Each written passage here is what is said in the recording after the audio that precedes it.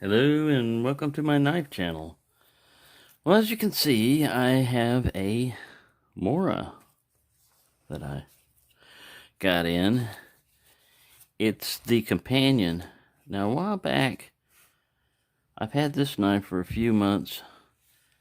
It's just a 511 basic. It's the one that I put the patina on and everything, carbon. I really like this knife, and Mora knives are very inexpensive.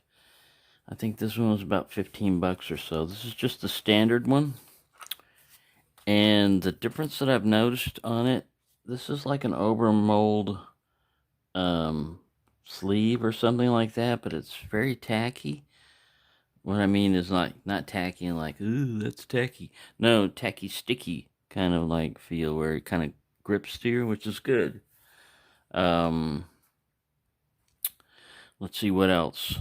I wrote down the specifications down here. These are the measurements that I took from just measuring it myself. I'll put up an overlay of what Blade HQ says they are, which is where I got this. I got this one, and I have tomorrow coming in the Companion Heavy Duty Carbon. So there'll be the difference. The main difference is in the blade thickness. And I think the handle is a little bit larger on the heavy duty, but this is just the standard Companion right now, and you really can't go wrong with these knives. Now, what I noticed right off the bat was this retention was a lot better on the new one than on the old one, which is, to be expected. This one's okay, but after a while they start wearing down. There's a little nub in there that this rubs against, and like corresponding spot back there on that. On those, on this, it's like a friction fit, but it's the same thing. It's just got a piece of plastic, and after time, some of these wear down, but this one is a lot tighter. I mean, you can't shake it out. If you're worried about it coming out, shaking out, like it starts getting too loose, there's several things that you can do. People have heated these up with a hair dryer and then put like a brick or cinder block on it, and just let it cool off, and helps retain its strength. Another thing you can do is just tie a slip knot, which is pretty easy to do if you've never done a slip knot before. You cut out a straight length of cord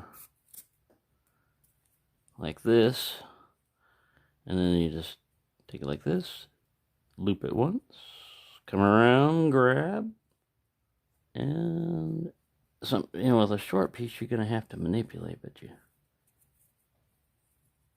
just tie that little knot there, and then you got an adjustable knot that you slip around the handle right here, and then you can slip it around that and tighten it like this. Now, this one's starting to slip through. It's slipping through. This end's starting to slip through, but usually have it like a little bit equal. So you have one end that you can grab and the other one you can tight with. But anyway, a slip knot, just allows you to tighten that up. It's not acting right now.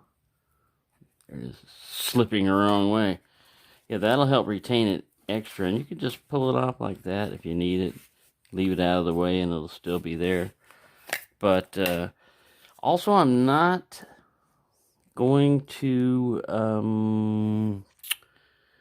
force a patina on this. I'm just going to let it go natural. I'm going to keep oil on it and stuff like that. I have a picture of the way the spine came. It was all rough, as the next one I get in will probably be rough also. I just took a Easy Lap diamond stone, the hand, held paddle, and just went back and forth, back and forth. Took him about an hour. I mean, you can go faster, use a Dremel, stuff like that, but I just took my time and got it nice and smooth to where I can the problem, I was trying to get it to where it'll do a ferro rod. The problem is they kind of chamfered this edge up here when they did this. So if I wanted to get it completely perpendicular down there, I'd have to take off quite a bit more material than I want to. Right now it can spark a ferro rod. Let me go pause and get a ferro rod. Set the place on fire. That's right, I got a fire extinguisher around here somewhere. Alright, when you get these, the edges rounded and it's unfinished, I mean, you can tell it's just all gappy and everything. Two reasons why I like to flatten the spine out. One is so that you can strike a ferro rod. And two, this is a carbon blade. And if you've got pits and stuff like that, any animal you got or any water or anything like that, blood, guts, water, are going to get in there and it'll have a place just to collect. Be a lot harder to clean. When it's flat like this also, you can just use it as a, you know, scrape stuff off.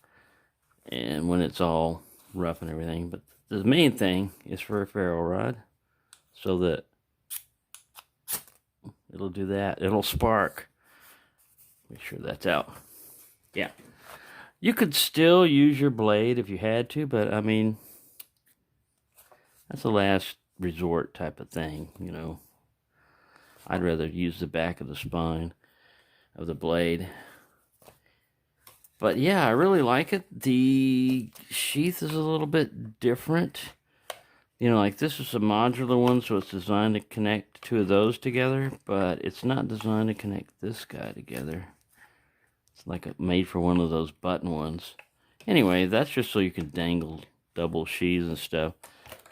And when I get the Companion HD, I don't think it has a button on it either. So how are you supposed to connect two of those together? Maybe get one of those attachment things. Anyway, I really like it. They're lightweight. I haven't done anything to the edge. I haven't stropped it. I haven't sharpened it. Like I said, the only thing I sharpened was the back of the spine. And it comes out of the box, you know, like just like crazy sharp. It does pretty well on wood also. Let's see if we can feather stick a chopstick.